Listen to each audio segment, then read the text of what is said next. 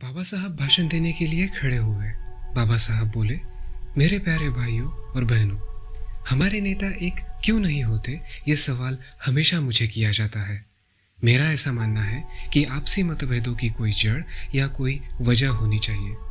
मुझे ऐसा लगता है कि इन नेताओं के विवाद बेवजह है। इन विवादों का कोई सिद्धांत ही नहीं है।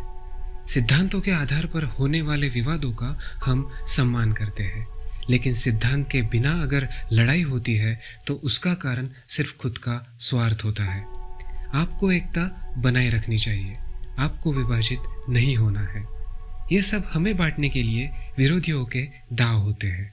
हमें विरोधियों के दांव समझने होंगे। रास्ता कठिन है।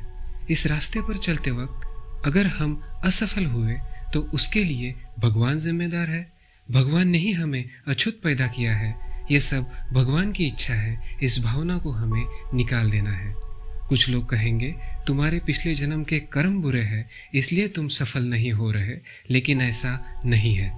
हम असफल इसलिए हुए क्योंकि विरोधी हमें बांटने में सफल हुए। वो सफल इसलिए है क्योंकि उनके प्रतिनिधि परिषद में है।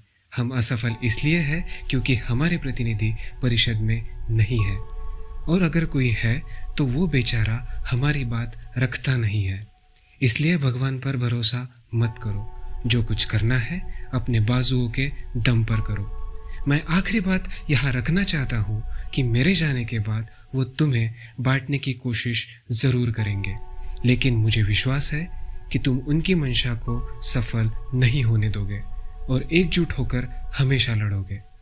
याद रखना, एक दिन हम जीतेंगे।